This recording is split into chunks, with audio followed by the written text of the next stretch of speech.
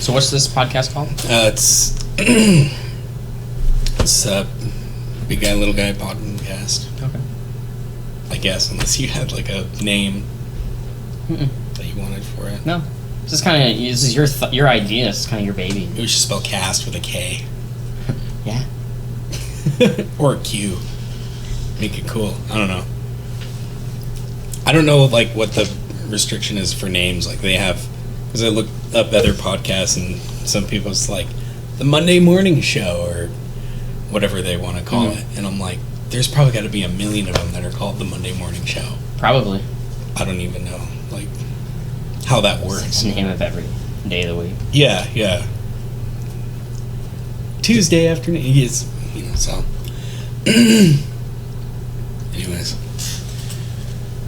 Oh, thank you. I saw that in the light, and I was like, I gotta dust. Yeah. I can see, because of the lights, all caked on there. Even Boba Fett's looking at it like this bullshit. It's true. Are we recording right now? Huh? Are you going right now? Are we live right now? Yeah. Oh. Yeah. Cool. Fuck. So what were we just talking about? We were talking about what we would do if we won $300 million. Well, I think as of right now, if I won $300 million, I think as of right now, I would like to learn to sail. Now, I've never sailed, and I realize it's a lot of work. So if I were to do it and not like it, that's understandable, I guess. But I would like to give it a shot, basically. I like the idea. I like the idea of sailing. I want to, like, get like a mentor, get like a teacher.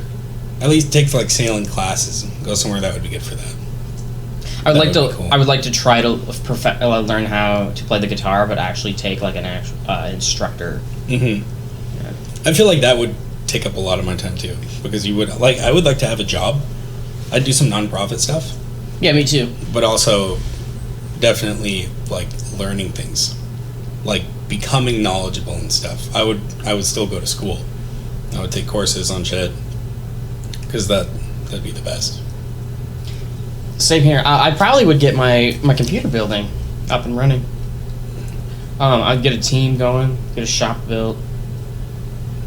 I already like have people that I know would be totally down. Mm-hmm. If I proposed that idea to them, they'd be totally game on getting in on that. That'd be cool. But I'd like to learn about it. But you talk a lot about when every single time you start going off on that stuff. I know I give you the blank stare because I don't know what the fuck you're talking about, but you're my friend, so I'm just like, oh, that's really cool, Jeff.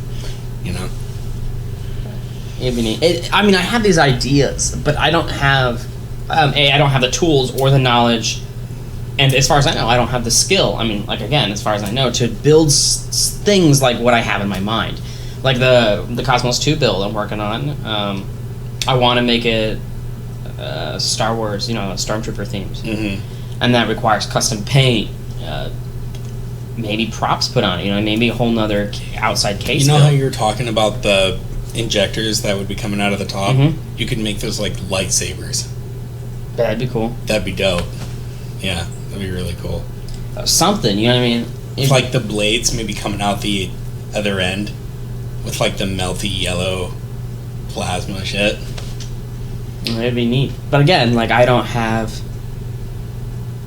any tools to do that. Yeah. So if I were to win, if I had a big chunk of money, if my budget was nearly limitless, that's what I would do. Is I'd get some sort of shop put together and get a think tank put together, and it'd be cool to like assemble a team for something like that too. Like if I had the money, I would definitely want to build my own in-home studio, and I would just like assemble a crazy team of people that knew what they were doing. I don't know how good Justin is, but Justin, that's a perk, you know what I mean? Yeah. And he would work for you, essentially. He definitely would. Yeah. I don't think he would douche out if you were his boss. No. I don't think he would, honestly. I don't think he would. No. And I'd be, it'd be whatever, like I'd be able to employ him, but at some point, that money couldn't come out of my pocket anymore. I'd want to create a system where, like, I'd want to have a business. Right. I'd want to do something with that, Getting a studio started up would be easy if you had money, but becoming popular and becoming renowned, you got to know what you're doing. Sure. It's a very organized, crazy thing to set up. I mean, there's like your work that you would do regularly, like this is your hobby, and then there's a very professional adult world working side to that whole thing, and it's a businessy thing. So it's like he'd be my friend, but also I would need to be with people like you. If you did your computer thing, you would want to be with like-minded people who had like a true driven passion for it. It's not just their job. Right. So that would be the cool part, is meeting all those people, going through those interviews and stuff like that. Especially if everyone had chemistry with one another, you know what I mean? Yeah. And then you're not going to work with your coworkers. I mean, you are, but you're going to go play with your friends. Right. And money comes from you guys going and playing together. Mm-hmm. And that's cool, you know what I mean? As soon as you're able to do that, then it's a whole new experience. It's $300 million, so if everything was for naught, I mean, you spent months like doing something that was awesome. With a couple people, with like-minded people. Right. And if anything, I mean, like I can think only a few, but I mean, I would need an actual team, which means more people would have to come in, strangers would have to come in, and you know what I mean? You would meet new people, right. Is what I'm saying. Yeah. It'd be fun. But yeah, so, I don't know. And if I had a studio, it'd be cool to, like, still be in Portland, but I think Seattle would be, like, my gig. I think you'd be more profitable in Seattle, too. I would love to be set up in Seattle. I think Portland's small time. Yeah. Portland's cool. I mean, Portland's amazing for, like, local scene. Absolutely. Local scene in Portland is amazing. And the culture is just awesome, but it's just that. I mean, it's not booming or it's not going anywhere. It's unique, but it's like alternative. It's not a place for, at least I don't feel like there's like that professionalism. I don't know. Yeah, I know what you're saying. It's like a bunch of like indie kids getting together in their garage. It's a bunch of kids. It's a good way to put it. And that's how I feel too. When you hear about bands or anyone really coming out of Portland, it's yay hometown. But they do. You're right. They lack that professionalism. Yeah. Almost a life experience that you're not going to get, because the joke is Portland is where kids go to retire. Yes. And I think that that's true. Yeah. I mean? That's absolutely true. I'm not saying that they lack talent. They don't, by any stretch of the imagination. No. There's some really cool, talented groups in Portland. All kinds of organizations that are doing really cool shit here.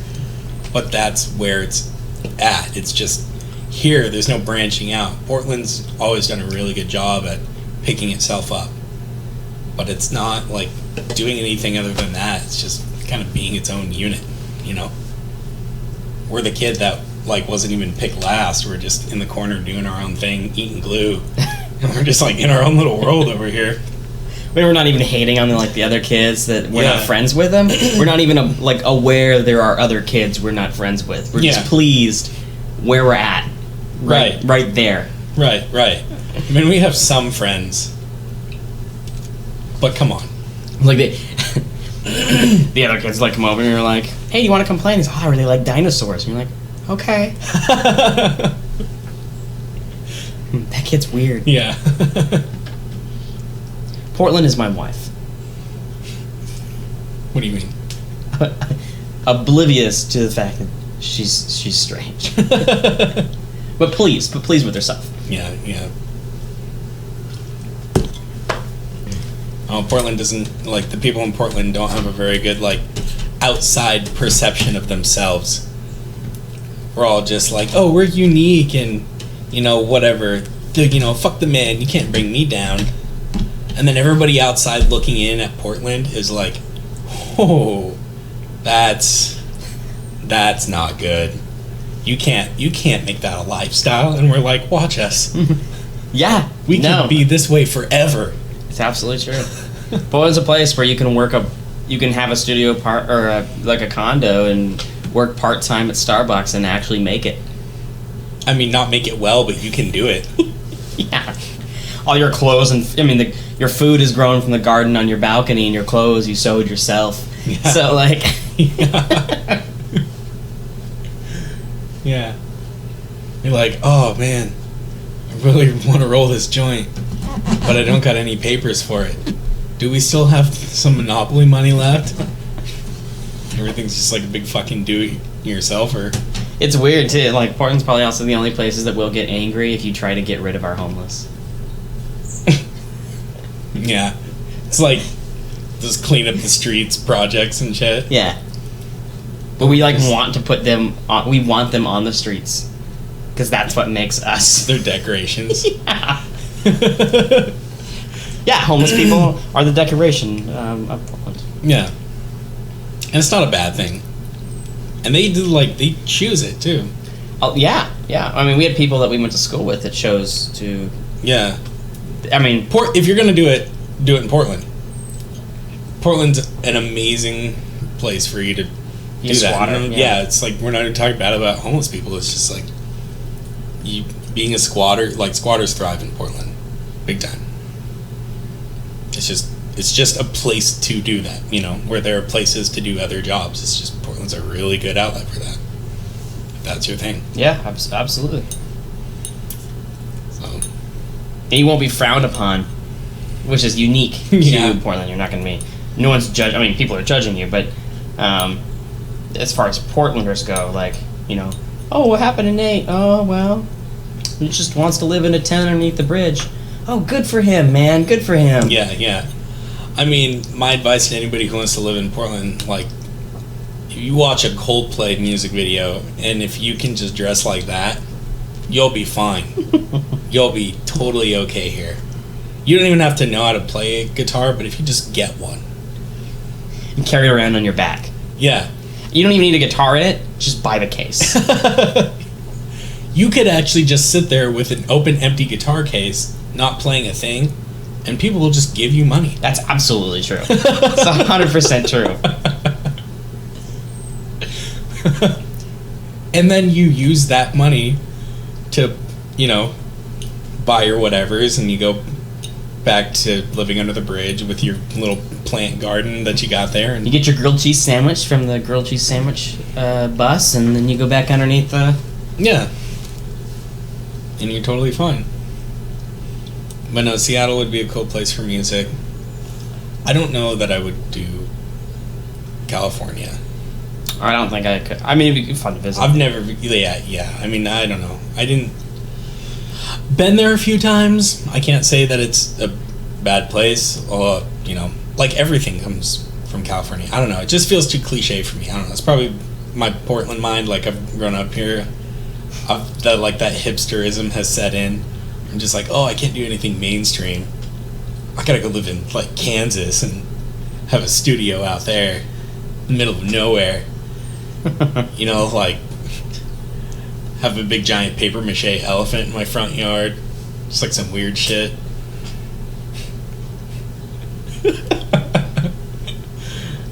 Fun. If you could live anywhere and sky was the limit, where'd you live? Living anywhere I wanted. I don't know. You know, this is the West Coast, the Northwest. This is my home. This will always be like a piece of me here. But I don't know. I'd go around to a lot of different places. I'd go to Japan with Ethan. You know, I'd like to be up there. I think it'd be cool to go spend some time in, like, Switzerland. Yeah. I think that would be really cool. Yeah, I don't know, just a lot of places. I mean, everybody talks about it's like, oh, it would a lot of money, and then I would travel. I feel like you'd get really lonely after some time, though. Yeah, that's why I would say if I won $1 million and I wanted to do that, I want to go with someone who I'm friends with, someone I can share the experience with. I don't think I could do it by myself. Yeah. I mean, I could do it, but I don't think I would enjoy myself. You know what would be fun? like going, like we could go downtown. This would be a separate ordeal for us, but we should go find like a group of strangers in a place, and it'd be hard to convince them, but we'd be like, hey, we're not fucking with you, we're going on a crazy trip, and we want to bring a group of strangers with us, and just like leave with a group of strangers. That'd be kind of cool. That would be cool. It'd be interesting.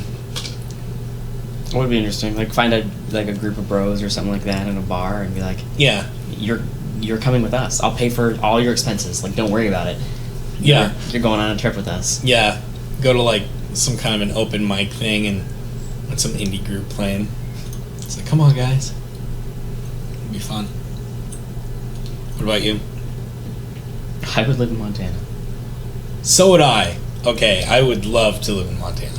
I would like to live in Montana. I've thought about. I mean, yeah, no, I'd live in Montana, hands down. I think that's where I want to go. I'd get myself a nice place with a decent plot of land and Yeah.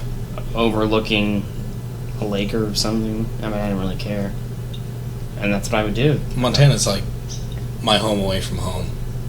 Those are my roots. You know, I have a lot of family in Montana.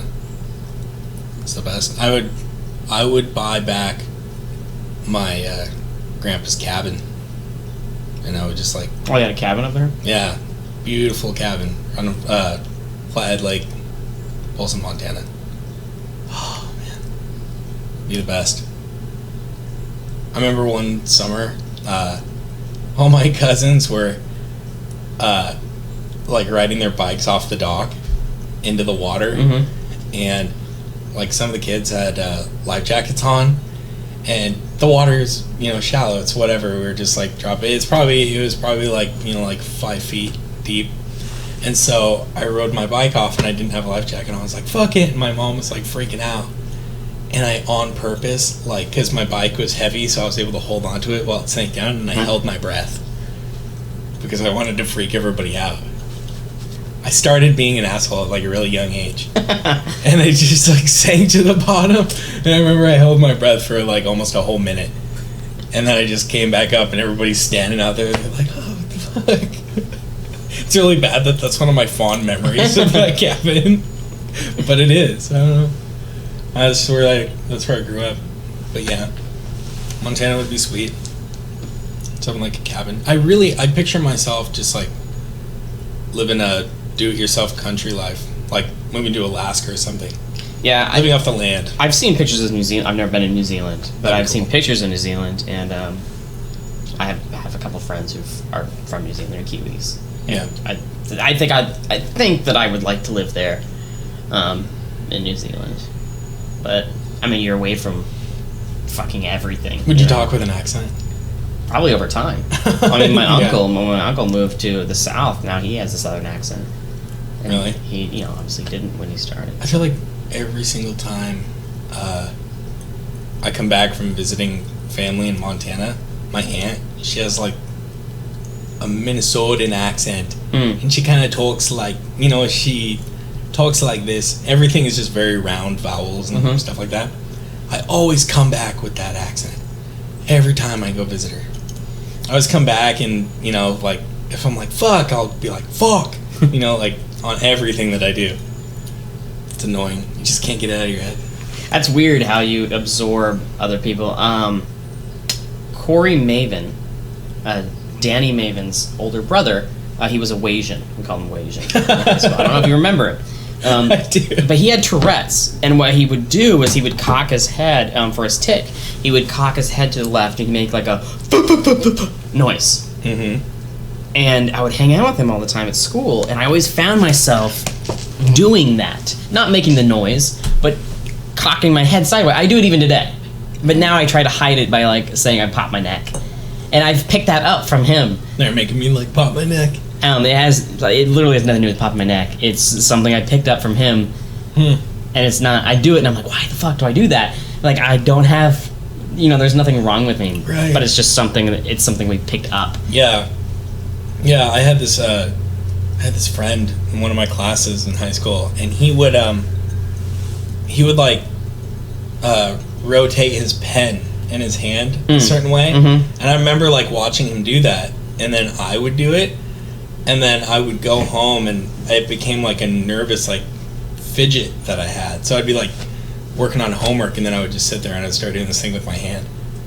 My mom would be like, "What are you doing?" And I'm like, "I don't know." I would just like start doing that because I was hanging out with him all the time, and I would watch him do that. I wonder if he got it from somebody else. Maybe. There's just one dickhead in this world who like does all these things, and he's infected everyone else. Yeah. I know, it's like mannerisms that you just subconsciously like pick up from your parents. You know what I mean? Like, have you ever seen like your mom or dad and they have a habit and like that you do that already? Yeah. But it's not something that you remember getting from them. Like my dad, like when I was young, he would watch TV and he would rest his 2 fingers on his cheek like this, and this we would just like watch TV all the time. And I remember I was doing that one day, and my mom was like, "You do that just like your father." I'm like, "What?" She's, "The 2 fingers thing." And I was like, "I don't know what you're talking about." And the next weekend, I go over to his house, and he's sitting there watching TV, and he's doing it, and I'm like, "Oh my god, So that's weird." Like I know since I've had a beard, Dean does this when he talks. Oh yeah, stroke the beard. Yeah, and I do that because of Dean. I know that I do it. Another thing that I know I picked up is ex-girlfriend Tabitha. Whenever she would do this tongue thing, like a it's like it's like a sly. You know what I mean? Yeah, yeah. Like it's like do a that. play irritated thing. Sure. And I catch myself doing it, and I know that's where I picked it up from. Right. Kind of like all right. I got your number, buddy. Sure. Yeah. Yeah. I don't do that. Mine's always been like you know how I do the squinty eye thing? So like you'll say something weird and I'll just go, Mm-hmm. "Are you fucking kidding me?" Like, I don't know. I think I got that. I even got that from somebody else too. You know, you just like pick all this stuff apart and you're like, who am I really? Like, what are my true mannerisms that I developed? That's absolutely true. I mean, lots of things that I like that have made me today, I picked up from other people. Another good example is drinking whiskey and smoking a tobacco pipe. Mm-hmm. Brian's sister's husband, Denny, picked both those things up from him. We spent a lot of time up at Evergreen College when he was in college, and he smoked a pipe and he drank whiskey all the time, and I thought that was so cool. I was like, that's what I want to do. And as soon as I turned 18, I bought myself a tobacco pipe, and I started sneaking whiskey from my parents' liquor cabinet, and that's been now that's part of my identity is I prefer whiskey and I like to smoke pipe tobacco. But both those things had never crossed my mind. And that's fine because those things are like likable. But what if it had been something else?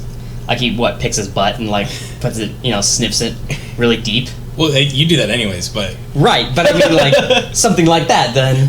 Right. I don't know, Or anti-Semitism. How weird would it be to be a person growing up in this world and, like, having all the things but not the people around to interact with, and for you to just, like, know the things? What happened? Just poked myself in the dick with this. I was, like, sucks. poking my jeans and it went through it. I saw you make a sour lemon face. I'm like, are you okay? What happened? Yeah, like right in the tip. Oh. Nobody can see what you're playing with. It's a dentist tool. It's a dentist pick. I may be bleeding with like a pin-sized hole in the center of my dick. Oh, shit. But anyways, yeah, it'd be interesting because then you would just find like the things that were you, or maybe like we're not even as unique as we think we are. We just kind of get our habits. I don't think we are as unique as we think we are. I mean, that's something I'm definitely learning in psych right now is that we basically really aren't. You know what I mean? We think we are. Yeah. But we're not. Right. In the grand, we're pretty much all kind of cookie cuttered out, and we have little nicks and stuff in our edges, but we're still a gingerbread cookie. You know what I mean? No matter what. Yeah, and that's okay because it's like you're not. Because now, in this like, I feel like the culture is a lot more liberal than it used to be. Sure. Society, absolutely. At least. And so everybody's struggling to find some kind of like true identity to themselves, which, I mean, it's there. I mean, you have it, but it's like the human experience of everything, you know. It's like, it's not, you know, it's not like this is like a Louis C.K. bit from his show, but he talks about how, like, it's not your life, it's just life. It's not something that you can possess, it's something you take part in. So right, just be here, and, you know, just be here and just do that, you know. I mean, you're trying too hard, you're putting a lot of pressure on trying to be like this individual that stands apart from everything, but just kind of just be here, you know. And there's nothing bad about that, you know. Yeah, I don't know, I think it's like, it's just weird how we do that. Precisely. It's why I just, you know, I mean, you know me, I feel like, and this is probably not true because I feel this about myself, but I feel like, how do I put it? I don't know. I take everything for what it is, exactly how it is, and I just kind of exist, you know. Oh, like the personalities thing you were talking about? From your class? Not from previous, no. I don't know how really to put it. I mean, you've described me as such, so, but I don't know, I'm kind of a just go with the flow kind of guy. Right. But I think that that's how people should live, really, is like, look, shit happens, take it for what it is, enjoy the moments you have at that moment. Yeah, because there's too much, like, I'll see a lot of people complain. We really, like, live with a lot of people that are just having first world problems. You know, life isn't fair. But just because you're fair to the world, you know, it doesn't mean that the world owes you anything. It doesn't mean that the world has to be fair to you. That's just what happens. You're not supposed to be fair to people. You're not supposed to be fair to the world because you're looking for something in return. Yeah, exactly. And not to mention, like, what is fair? Fair is perception. It's not a real thing. Right. It's not real. Right. You know what I mean? This desk is real. This desk is a real thing. Fair is not. It's not an actual thing. Yeah, it's just the idea. Correct. In your head. Yeah, it's your thought. And so many of your thoughts like that are going to just make you miserable for no reason. Because you're like, oh, that didn't, you know, you had a quote-unquote bad day at work. And that's just, you know, not fair. Right. So you kind of deem that upon yourself, and you pull yourself apart a little bit, you know. And then when you have a good day, you're like, oh, I deserve this. You know, you feel entitled. People are just like feeling like they deserve something. You deserve nothing. Exactly. You deserve absolutely nothing from this life. You know, another Louis C.K. bit that he does, he talks about how he's so awesome. He's like the best comedian. He does this bit where he's like, there are people that are just hungry and that's all they ever did. They were born and they go, oh, I'm hungry, and then they die. He does this whole thing, and it's funny, and it's fucking true. It's fucking true. You know, I've never been outside of the U.S., so I don't know, like, how other people are living. That's not a reality to me.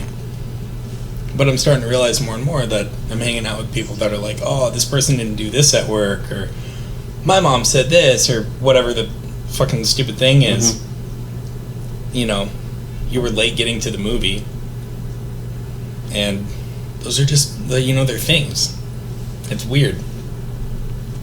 Your mind will destroy you, man. It is weird.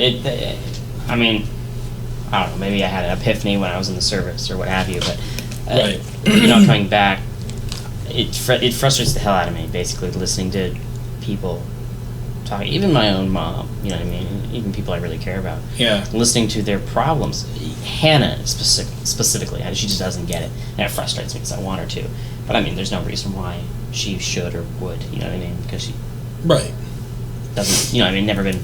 And it, you know, those things too, it's like you can't blame somebody because it's each person's own exactly experience. So, nobody's at fault. I don't know who else is really dramatic. It'd be a really good example. Well, I mean, I don't know. I don't want to pick out like people specifically, but it's just it's a generalization. We really generalize ourselves a lot. Everything's a statistic, you know, because everybody's like gathering up all the numbers and they're like, look, this is how we all act.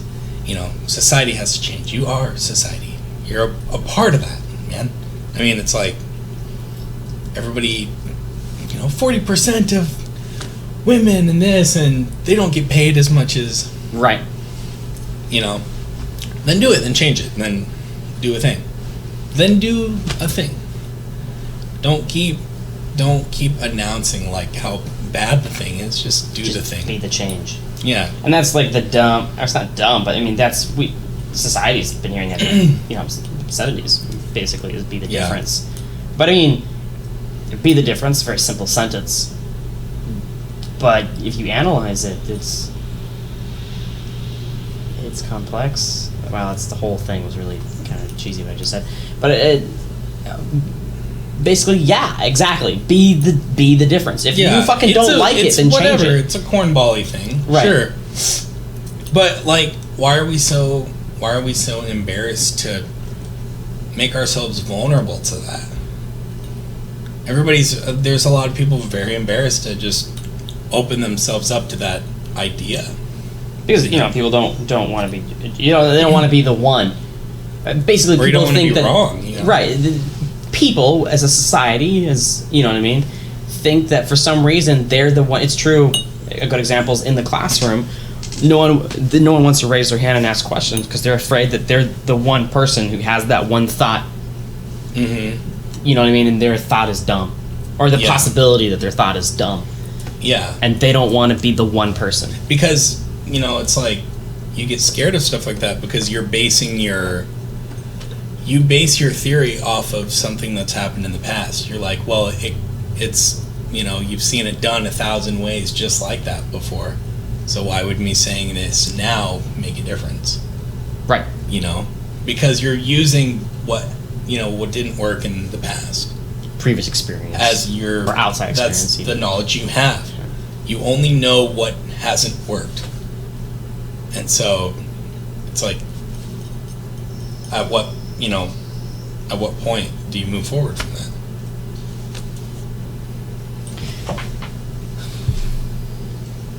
I guess you just have to go. I mean, my mom always, anytime I was like, well, I don't want to, you know, what if they say no?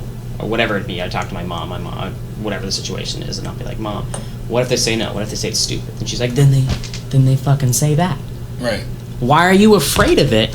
If you know they're going to say that, then why are you afraid? Sure. You know it's going to happen. If you know it, then why are you afraid? Ask anyway, because it's possible that they might not. Yeah. And you're taking that chance, and it's a 50-50 chance. Mm-hmm. And what if you didn't ask a stupid question? What if, you know, they answered it and that question clarified the whole lecture for the rest of the students? What if saying, you know what, this is cheesy, but what if your vote was the one that tipped the tide? Mm-hmm. What if you were just that 0.1% that tipped it over, tipped the balance? Yeah. Maybe not. I mean, statistically, probably not. Mm-hmm. No. You know what I mean? And that reminds me too of like. But what if? You know what I mean? That reminds me too of like. You won't know till you do it. Kevin's thing. In it, he talks about. He's like, you know, my dad was like a super good guy, and he played the game right. You know, he played it straight, and even in the end, you know, he died screaming. He went the worst way. Right. So, you know, that's gonna happen, and so you just gotta do all the what if little shits. Exactly. You gotta do all that little shit. It's like, it was the same thing, like, right now, I've been having, like, a struggle getting into a drive with my music, finding that, but, you know, I've been realizing, like, maybe I've reached the end of that cycle, because when I started getting into music, I wrote so much stuff. I have a whole, like, my whole SoundCloud is just full of all kinds of unique shit. And it's cool for me to like look back on it because I'm like, wow, I grew a lot with music. But now I'm trying to find something else. Still related to that, but it's like you gotta take what you did with the old and somehow use it to create something new. Mm-hmm. You know, instead of just continuing. I'm trying to evolve. You know, and it's like when the point I was making is you know, that was just a what if thing, and then I did it, and now I look back and I'm like, wow, that was really cool. And so then it was the same thing with the podcast thing. I started listening to Joe Rogan Experience, and I started listening to Kevin Smith's thing, and I was like, maybe I can make a fucking podcast. And then here we are. Yeah, and so we're just like talking and whatever. And oh no, that's cool. And I've been watching you like grow with your computer stuff. I was living with you at the time when you were like, what if I join the service? That was just a whatever thing to you. It wasn't like your big dream, but you know, like you're somebody that just like, aside from you being my friend, you're somebody that I've drawn inspiration from because I've seen you go, I want to do this thing. It was like you struggled with the high school, and then you didn't graduate, but you were like really super determined. And I remember living with you, and then you graduated finally. We were living in Salem, Mm-hmm. and you're like, I want to get a job, and so I recommended you, and then you got that job at Fred Meyer's. You know, it's been like little stuff, but I've watched you do it. I mean, our friendship has been like, I bounce off of you a lot because I'm like, it picks me up. I see you do a good thing, and I'm like, oh man, fuck me. I gotta get back out there. I gotta keep doing it, you know? And while you were gone, I remembered like I would have those thoughts. I'm like, Jeff's out there doing his fucking thing, man. I gotta do my thing. And then like when you came back and then I saw you again, we both kind of like changed. We both kind of like grew up Mm-hmm. in our own way. We're on different sides of the earth, and we kind of just did our thing. We came back together. It was really cool. And it's like we didn't miss a beat either. It's like we just picked right up. Yeah, it's absolutely true. That's pretty awesome. That's pretty awesome. I'm glad that you take. I don't know. I feel like that's my. I think my greatest gift that I've been given is I have a strong will. Yeah. If anything, I look like this, but if anything, I might have a small dick, but at least I have a strong will. People see you, they're like, he must have something good. I mean, there's no way he's smiling like that, looking like he does. That's the absolute. I don't know where. It's certainly not my father. Maybe my mom, and I don't know. I don't know where I got it from. I don't know what inspired me, but it's been, I'm proud of that, of myself, my own personal accomplishments, because all my personal accomplishments have been feasible because I said I was going to do it, and I did. Right. Exactly what you said. I sucked at high school. I was fucking around in high school. I got out, and I was like, I need to get my diploma. Yeah. I'm going to go get my diploma. And I did. I've seen you just, like, when it came down to it, you... you looked at your situation, and you've always like risen to the occasion. You're like, fuck, I'll put this off for too long. I guess I'll do it now. That's precisely. And then you just do it, and then it's done, and then you get to sit there quietly when it's done, and you're like, maybe people will shut the fuck up now and leave me alone. Now that it's done, and it's a peace and quiet. Like your whole life is just doing all the work for those moments of silence. Yeah. Just in the hopes that you'll get 5 minutes to yourself. Yeah, you're absolutely right. You're absolutely right. But yeah, you know what I mean? Like I said, I'm proud of the few accomplishments. I realized I couldn't really get out of of my living situation, and I needed money, and I was like, well, I gotta join the service. Right. And I did that. And when I was a kid, my young dream was I wanted to own a house, I wanted to have a wife, and I wanted to have a kid. Mm-hmm. I've already knocked 2 of those out. And I'm on to buying a house. Yeah. Is the next step. Mm-hmm. Then it'll be getting a full-time job that can support that. Mm-hmm. And then I guess my degree, you know what I mean? Like, and then I don't know, once I've accomplished these goals, I don't know, because I set these goals way back when I was young. Yeah. And now that I'm coming up on achieving them, I don't know what I'll do after that, I guess. But I don't have an after party, I guess. Yeah, but I mean, that's okay. I mean, I think it's really important to have short-term goals. I mean, you can have a long-term goal, but a lot of things are going to change. And you got to, like, try and live within your now moment. Your now moment is, like, it feels, like, monotonous, but you wake up every day. I try to put myself often in, like, your shoes. Because I feel like sometimes I don't do a lot. And it's, you know, like, I'll feel lazy, and then I'm just like, oh, I got to, like, try and work on something. And so I put myself in your shoes, and I'm like, you know, what's Jeff been up to?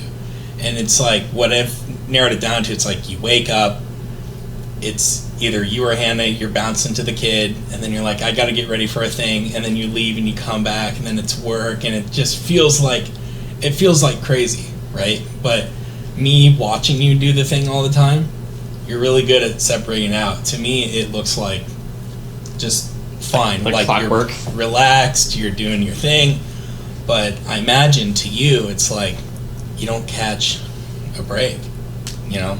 Well, I mean, these are my breaks. I love Mondays. Yeah. Mondays are my favorite day. I thought you were going to be gone today because I've been noticing, like, every single Monday. We've been busy last 2 weeks, yeah. You guys take a little family vacation. I think that's important. I think that's cool. You guys are, like, at least every week you guys take off and you do a thing. Yeah, next week, Monday, actually, we're going to the pumpkin patch. Oh, cool. So we're getting some pumpkins. Are you guys going to that one that's like the Little People Big World thing? No idea. No? No, Hannah, I have no idea. Hannah picked the whole thing out. She wants to go to the pumpkin patch. I'm totally cool with it. I've been to the pumpkin patch as a little kid. So. Though, you know what that is, right? Little People Big World? They got the farm. Oh, yeah. Like the... Yeah, they got the farm here in Oregon. Yeah. Yeah. So my dad and his fiancée, Tammy, and my sister, they all went out and... they went to that farm, and it was really super funny because I had no idea what they were doing, and then all of a sudden there are pictures of on Facebook, and it's my sister sitting on a bale of hay with like a midget, and I'm like, who is that guy? I was just sitting there thinking, I'm like, who is that, like, little dude that she's hanging out with? And I was like, that's really weird. Do I know that guy? And I tried to think about it really hard. And then there's my dad, and then they're all taking pictures with him. Like, all, you know, the little like people. Their buddies? Yeah. And I was like, what the fuck is going on? I was like, did I really miss something crazy? And then I asked them, they're like, oh no, we went to the farm, and they told me all about it. But it was really funny because my little niece, she didn't understand the idea of a little person? Of a little person. That they were like grown people, right? But they're like as tall as she is. And so in all the pictures, she's like leaning away from them. She's like afraid. It's like cute, but it's funny. It's like, I was like, oh my god. You couldn't just tell her that they went to see the Seven Dwarfs? That's fucked up. You can say midget, but I can't make a Snow White reference. Yeah, that's absolutely true. Alright. Gotta do away with those Snow White references. Don't be an asshole, Jeff. I just gave you a huge compliment. Hey, you know what? They like to work. I give them that. Yeah. Walk by them, you're like, hi ho. They did have the fairest of them all. 7 dudes sharing apparently the hottest chick in the land. So that's called a soup kitchen.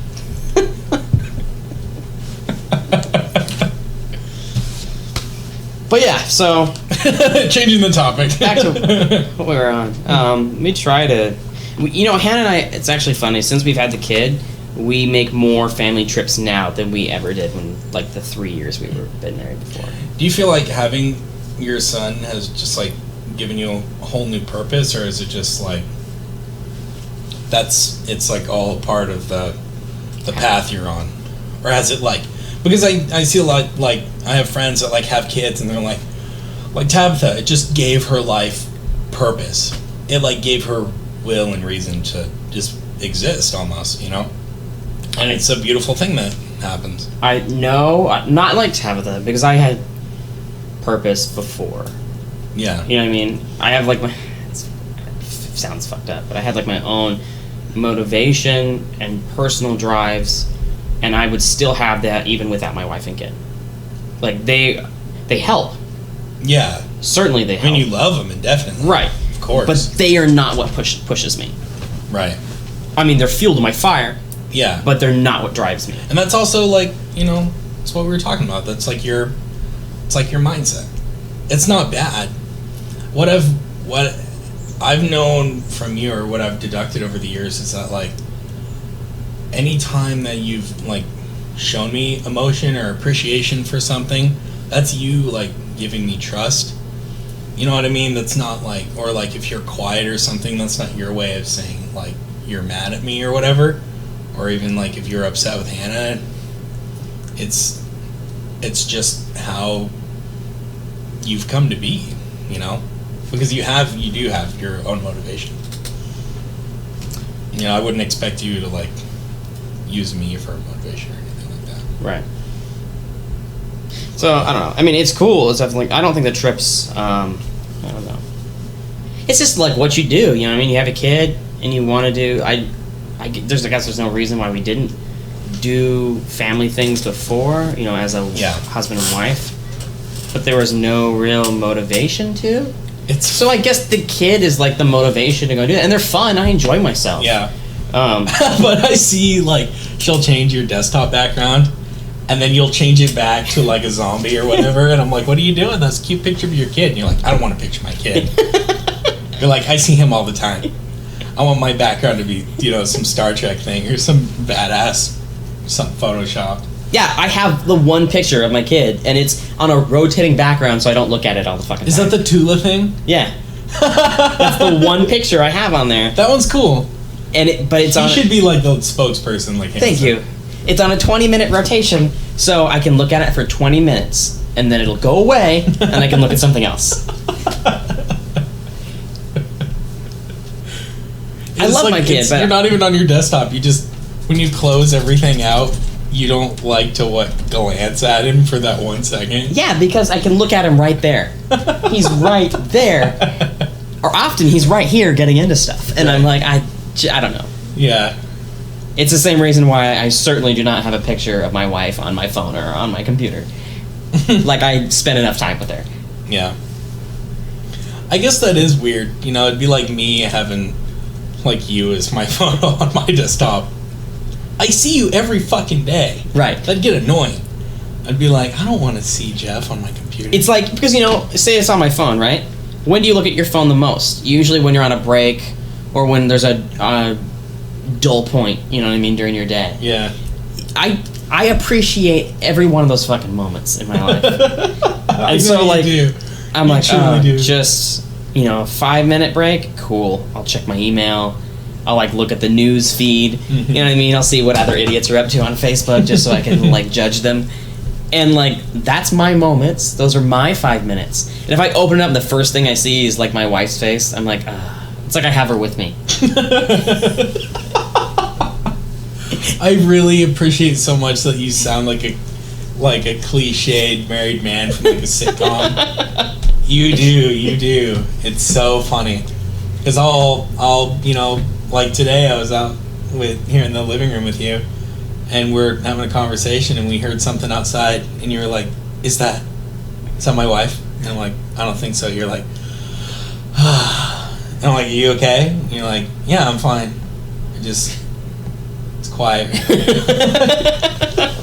I'm like, okay. I love my wife. I do. Hannah's great, but I just, you know what I mean? Well, it's not even. I do that with everybody. You'll see me. I come home. They're like, "Hey, man, hi," and boom, I'll go right into my room, and I won't emerge until like tomorrow. Because I'll be in there and I'll sleep, and I don't want to fucking talk to anybody. And that's a normal thing. That's okay to do. Yeah, I guess I'm really introverted that way. It's just I will participate. Yeah, it's not like I'm mad or I don't like you or anything. It's just prefer. Yeah, that's just what I'll do at that time. I'm like, right now, I need to be me. So I'll just do that. Yeah, exactly. And that's how I feel. So Hannah's great, but she's very extroverted. She wants to talk and tell me stories that I don't care about. And And I'm sure I do the same to her, but I don't do it nearly as often, so that's why she has to listen to me when I talk to her. Because I'm like, it's not like I say a lot to you, so when I do say something, you should appreciate it. You just constantly. That's you, like, building yourself up. You should listen to what I say and appreciate it. If you don't want to, fine. I won't say anything the rest of the day. I'm okay with that, too. Mm-hmm. I don't know. Yeah. This has actually been, like, the first time we've talked for a little bit. For a bit, yeah. Yeah. Which is cool. Which is how I feel like we'll always be from this point. It'll be whatever. It'll probably be, like, it'll get drawn out even more and more once I move out. We'll have, like, that time to build that conversation. See, I'm worried about... Not really worried, but I think it'll be interesting when I go to Montana and I see Bo. Right. So, it'll be a year. It's a couple months since the last time I spoke with him. Right. And so I'll be, I can just see it, like we're having a beer out on the porch, you know what I mean? And like, so? And he'd be like, yep. That'll be it. That's a sign of, like, a true friendship, though. When you don't have to say anything like that, you know? Because it's, it's a lot of conversations where it's like, so, how have you been? Good. How are you doing? Fine. And it's that. I hate that. I think that's the worst. I would rather just show up and you give me a look and I'm like, it's alright, man. You want a beer? Yeah. Please. I don't know, I hope when I go to Montana that he'll be like a little kid and he'll want to show me all this stuff. Mm-hmm. I hope that's what happens because I would love that. Do you think, like, the light has left his eyes at this point? He's got 3 kids. Everything's starting to look gray. Yeah. Something's got to give. Something's got to give. That man. Yeah. He's a good dude. What do you think he would do with $300 million? He would get himself a nice truck. And he'd build a log cabin. And that's it. And he would put all his money in a safe because he doesn't believe in banks. And he would live off that. He'd have $300 million buried underground. He would. That's exactly what he would do. In just like a bomb refuge. And he'd have a really nice old truck. And I would imagine that's what he would do. Mm-hmm. Probably own a couple of manufactured homes and. Yeah. But not outside of Montana. They'd all be in Montana. Those are his summer and winter homes. Mm-hmm.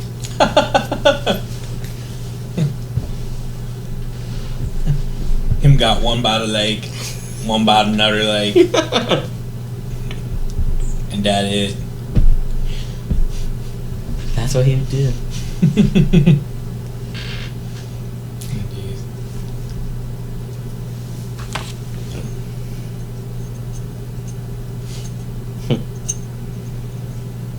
You're gonna poke yourself in the fucking dick with that again? No, I'm using the other end. Oh.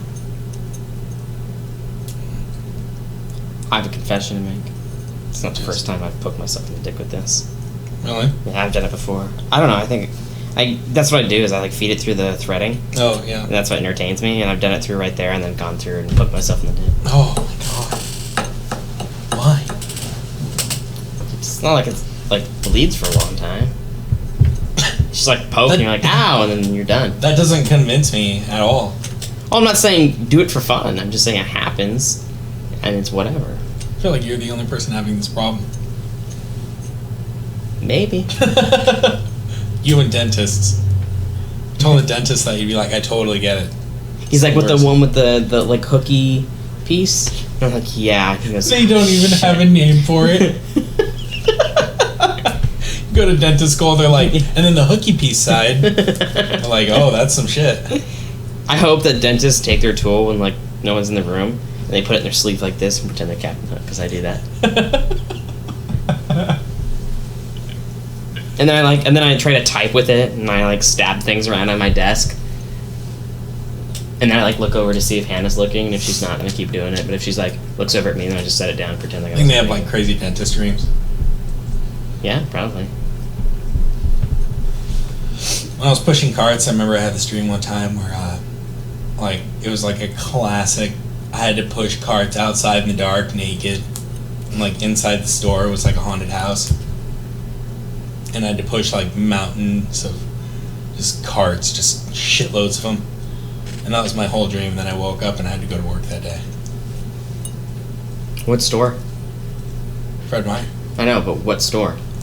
Newburgh. Oh, okay. Yeah. Do you miss Newburgh? No, Not by a either. long shot. No, I hate Newburgh. Do you miss the Salem store? I miss people in Newburgh, but I wouldn't want to hang out with them. I'd just like to see them, and they could see that I'm doing better than they are, because I left Newburgh, and then I could just leave town with that. Fuck was that? My phone. Phone. You miss the Salem Fred Meyer's? That was like, when I think of what the low point in my life was, it's that. Really? Yeah, it's it's living with like you and your dad and Tabitha in Monmouth, and like me working at that Fred Meyer and Salem. It's like the low point in my life. I miss the people that I worked with there, like Rob Bonaker and Sharon and Dory. Yeah, they were good people, Mike and but Ian they're gonna be Electronics. there They're still there. forever, Yeah. probably. Ricky. No, he works at Walmart now. Yeah, he works at both of them. He works. Yeah. He doesn't work at Walmart. He works at the Dryer's ice cream place. Oh, okay. I was like, you can't do that. That's conflict of interest. No. He works for the Dryer's ice cream, and he works for Fred Meyer's. Mm. But he's always worked for Dryer's for like forever. That was so funny when we ran into him. Oh, hey, man. How's it going, Jeff? Oh, hey, Nick. How you doing? I remember when we would hang out, and I would look at you and do you want to smell my fingers? No, Ricky. Yeah, get the fuck out of here. Could you go okay, you guy? Oh, okay, yeah. I'll see you later. Well, I mean, you won't see me, but I'll see you. All right, Ricky, I'm leaving. Just a lot of noise, that guy. Just a lot of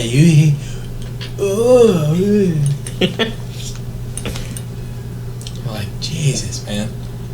And then there's Rob Bonaker Bonaker. or the big dumb guy. Oh my God, I forgot all about him. He's lost so much weight. We won't Really? even recognize him. Yeah. Wow. He's like fucking muscle now, and he's got tattoos now on his arms, and his hair. He like does the shaved side head with the hair, like the Sarge haircut. What? Yeah, What? How? I don't know what happened. And he's like really social. Remember how he was all weird and dreary all the Yeah. time? Yeah, he's like really social now. Completely 360. Wow. Same guy. 180. 360s are bad. Oh yeah, When 180. you do a 360, Sorry. that's bad. It's not Talbot. It's relapse. That's some dark shit. 360s, man. Yeah, 180. Yeah. Good. I mean, maybe. I don't know. I don't know either. Like before, he was a douche because he was weird, Right. but now he's a douche by like visual appearance. Mm. But he was like, "Oh, Jeff, hey man, it's good to see you. Good to see you, bro. How you doing?" I'm like, "Fine. Right. I don't ever talk to you then. I don't really want to talk to you now." Yeah. He was a dick. I did not like him at all. No, he was a dick. Then he stepped down because like the job was too hard for him or whatever. Mm-hmm. What does he do now? He's their 15 item or less guy. He's the fast checker. Oh, really? Yeah. Hmm. I don't. He like must have took up jogging or bicycling, because like he just looked good. He looked. 15 items or less aren't fast checkers. They're slow checkers because it's 15 items or less. Not at that store. Yeah, they put if you were fast, they put you in like high volume, long line areas. In the family. Yeah. No, family friendlies are 15 or less. But if you're down at the end registers that were like high volume, getting a lot of people with a lot of items, like the people that brought like 2 full cartloads of shit, they wanted those people to be fast. Or else you're standing there with like one customer for like 5 whole minutes. Anyways. No. I've worked there for a while. I know how this works. It's bullshit. Anyway, yeah. So he's like in shape. He's fit. Wow. And the tattoos are weird. I mean, they fit his current physique. Right. But like how I remember him and how he currently looks is completely different. Yeah, in my head, he's still like Rob with dopey face. Yeah, big droopy, like with you, bub. You know, he's got like that voice, and he looks like an obese basset hound with like horn rimmed glasses and like that just. He had the hunch. That he like blonde, hunched that over. bleached blonde hair. Yeah. Oh man, he sucked. Yeah. Just sucked as a person. But it's weird for me to think about how he just goes total Uncle Iroh on us and just like fucking. That's what it looks like. Really? Man. Yeah. He's, wow. You know what he looks like? He looks like Raiden from Mortal Kombat 2. He looks like Buddy Raiden. The movie? Yeah. Buddy Raiden.